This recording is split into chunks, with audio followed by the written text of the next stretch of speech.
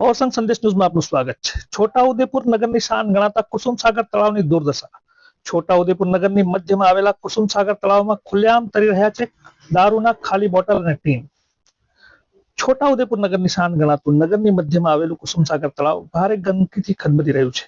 તંત્રની બેદરકારીના કારણે કરોડોના ખર્ચે રિનોવેશન પામેલું કુસુમસાગર તળાવ ભારે ગંદકી ફેલાઈ રહી છે અને હવે તો કુસુમસાગર તળાવમાં ગંદકી સાથે પ્રતિબંધિત દારૂની ખાલી બોટલો અને બિયર ટીન તરતા જોવા મળી રહ્યા છે। રજવાડી સમયથી છોટાઉદેપુર નગરની શાન ગણાતું કુસુમસાગર તળાવમાં દારૂની ખાલી બોટલ અને ખાલી બિયરના ટીન મોટી સંખ્યામાં તરતા જોવા મળી રહ્યા છે। આ પ્રતિબંધિત દારૂની ખાલી બોટલો તળાવમાં આવી ક્યાંથી એ પ્રશ્ન પ્રજામાં ચર્ચાઈ રહ્યો છે। કુસુમસાગર તળાવનું હાલમાં જ રિનોવેશન કરવામાં આવ્યું છે। તળાવની ફરતે વોકિંગ ટ્રેક કરવામાં આવ્યું છે। તળાવને રોશનીથી હળજળા કરવામાં આવ્યું છે, જે સારી બાબત છે, પરંતુ સાફ સફાઈ પ્રત્યે પાલિકા તંત્ર દ્વારા દુર્લક્ષ સેવવામાં આવી રહ્યું છે।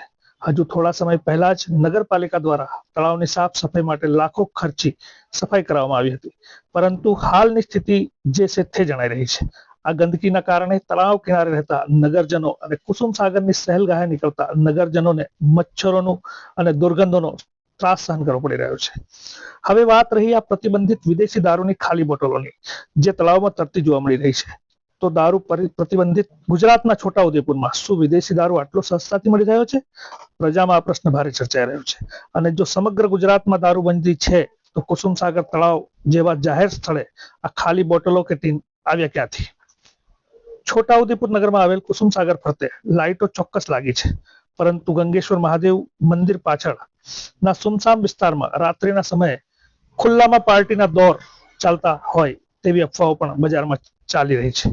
જો ખરેખર આવું હોય તો તંત્રએ તળાવ ફરતે સીસીટીવી કેમેરા લગાવવા જોઈએ અને કુસુમસાગર તળાવમાં તરતી દેખાતી દારૂની ખાલી બોટલો ગુજરાતમાં દારૂબંધી હોવાની વાતના લીરે લીરા ઉડાવતી જોવા મળી રહી છે, એ વાત હાલ ચર્ચાઈ રહી છે।